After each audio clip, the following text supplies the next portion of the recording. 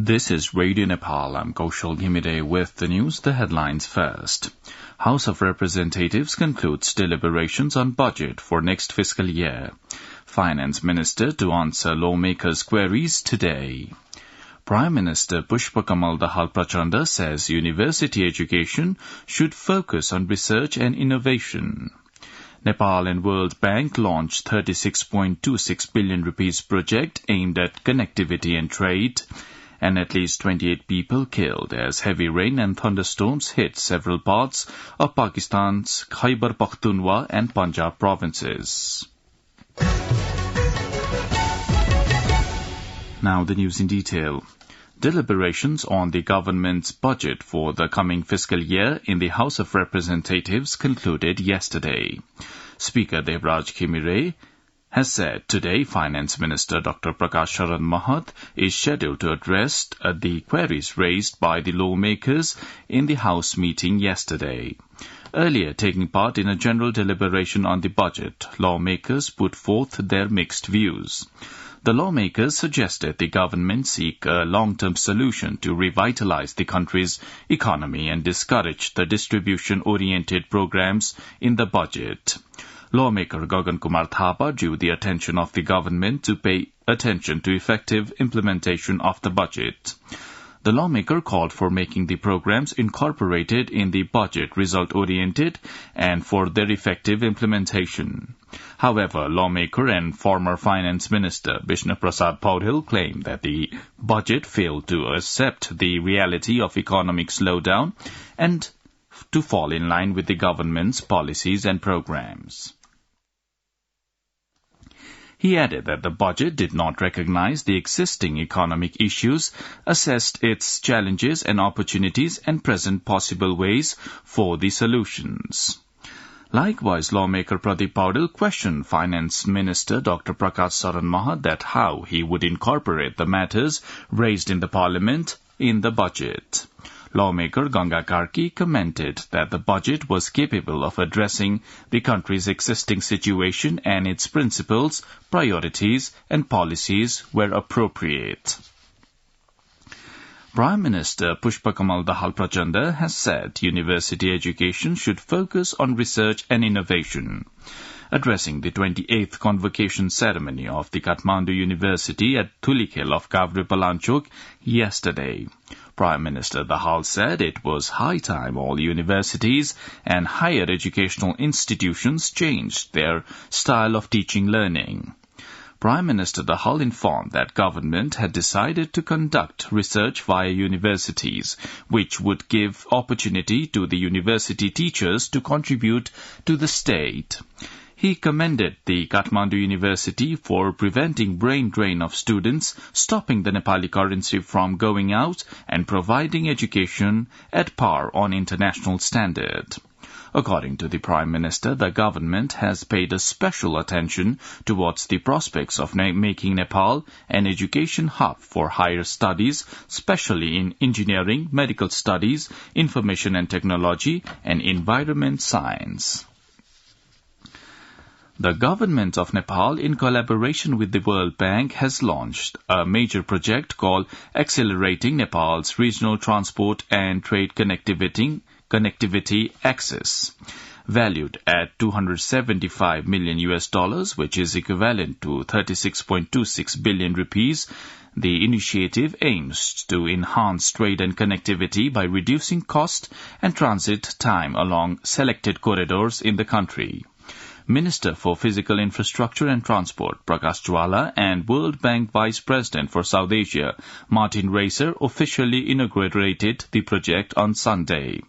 The primary focus of Access is to upgrade a 69-kilometer section of the Butwal-Gorusinghe Chanaute Road on the East-West Highway into a 4-lane climate-resilient highway. This enhancement is projected to decrease travel time by 30%, facilitating better access to western ports in India. Deputy Prime Minister and Home Minister Narayan Kaji Shrestha has said self-employment and entrepreneurship have been prioritized in the government's policies, programs and budget for the next fiscal year. inaugurating the Model United Nations Programme 2023 organized by the National Youth Council in collaboration with St. Xavier's College.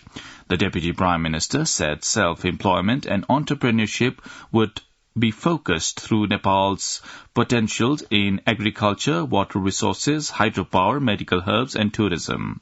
He added that studying while earning and earning while studying program would be run from the next fiscal year, targeting young students. Sweltering heat in some days has thrown life of people out of gear. Temperature in some parts of the country has soared to as high as above 43 degrees Celsius, making a record. Meteorological Forecasting Division says the situation may somehow ease as monsoon is entering Nepal in some days. The division added that the temperature across the country would gradually go down and that in the Tarai region would remain constant for some more days. Meteorologist Rojan Lamichanis says temperature is decreasing, particularly in the eastern part of Nepal, while clouds are forming and factors required for monsoon are favorable in the country. You're listening to Radio Nepal's 8 a.m. English News Bulletin. Now on to some international updates. Ukraine has said it has liberated 3 villages in the southeast of the country in the first victories of its much-anticipated counter-offensive. Footage on social media showed Ukrainian troops celebrating in liberated villages of the Donetsk region. On Saturday, President Volodymyr Zelensky confirmed that the counter-offensive had begun. These 3 settlements would be the first liberated since his comments, but not the first that Ukraine has recaptured since Monday, when pockets of its forces began to advance in the country's south. At least 28 people were killed and more than 140 injured as heavy rain and thunderstorms hit several parts of Pakistan's Khyber Pakhtunkhwa and Punjab provinces on Saturday. According to the Provincial Disaster Management Authority, 25 people were killed in rain-related incidents in several areas of Khyber Pakhtunkhwa, while 145 were injured. It added that at least 69 houses were partially damaged by the rain. Meanwhile, heavy rains along with strong winds battered several regions of Punjab. 3 girls died after a wall of their house collapsed due to torrential rains in Chand village of the Khushab district of the Punjab province. Now, the general weather forecast for the country for today, according to the Meteorological Forecasting Division. The weather will be partly to generally cloudy in Kosi province, Bagmati province and Gandaki province, and partly cloudy to mainly fair in the rest of the country. Light to moderate rain with thunder and lightning is likely to occur at a few places of Kosi province and at 1 or 2 places of the hilly regions of Bagmati province and Gandaki province. With this, we have almost come to the end of this news bulletin, but before wrapping up, let's have a reminder of the headlines once again.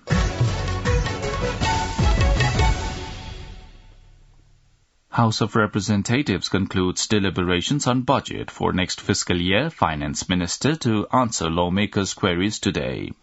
Prime Minister Pushpakamal Dahal Prachanda says university education should focus on research and innovation. Nepal and World Bank launched 36.26 billion rupees project aimed at connectivity and trade. And at least 28 people killed as heavy rain and thunderstorms hit several parts of Pakistan's Khyber Pakhtunkhwa and Punjab provinces. Well, that's all the news we have for this bulletin. Our next bulletin in English will be at 2 in the afternoon. You can also listen to us online at our website www.onlineradionepal.gov.np. Also do check our English news portal at www.onlineradionepal.gov.np/English. Keep listening to Radio Nepal and have a good day.